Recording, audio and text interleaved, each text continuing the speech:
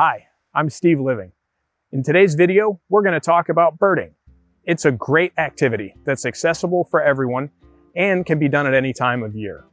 You can start in your backyard or explore the great outdoors. We'll talk about the gear you need to get started, as well as some tools and tips to help you be successful. A lot of the basic tools you need for birding are going to be the same as any outdoor activity.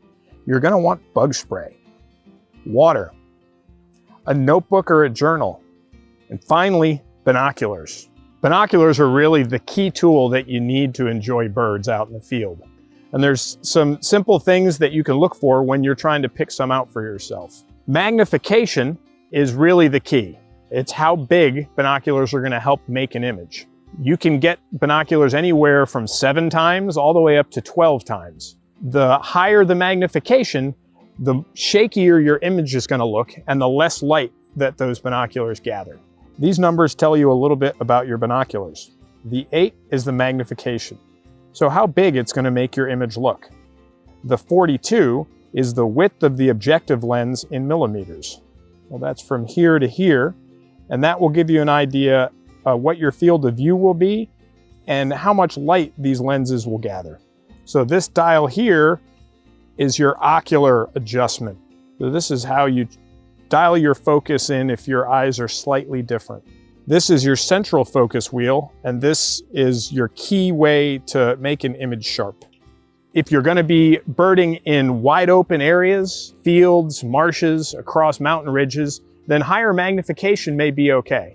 If you're going to be birding under tree canopy with a lot of shade, you're going to want lower magnification. 7 times can be used, but what I really like are 8 times magnification, and I think that's probably the best compromise and what I see most people using.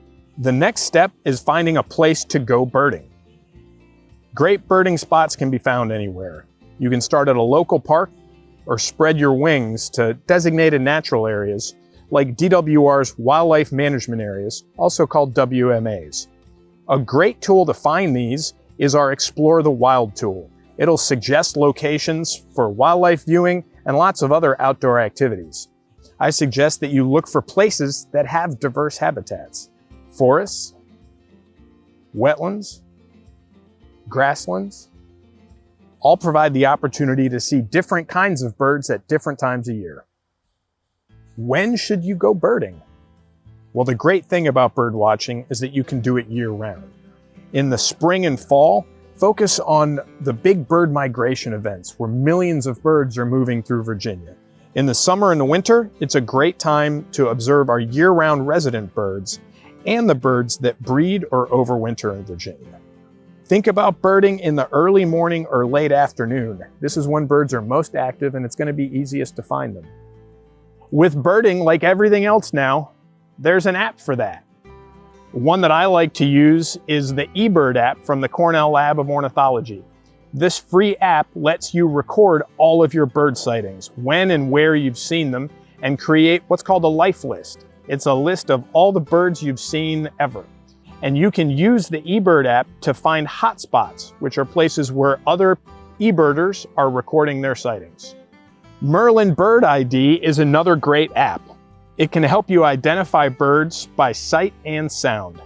Sound especially can be challenging for beginning birders, but this app will record sounds and do its best to identify what birds you may be hearing.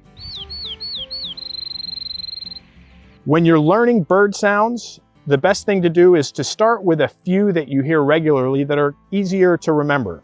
Remember, some of our birds are namesayers, like the Carolina chickadee. And if apps aren't your thing, you can always go analog. There's plenty of field guides, which are books that have great information about bird behavior, habitats, and where to find them. Birding is a great year-round activity for all ages. You can do it by yourself, with a friend, or even find a local bird club. You don't have to be an expert, and you can get started today. Use our Explore the Wild tool to find great places to bird near you. And don't forget to subscribe to our YouTube channel for more content. Happy birding!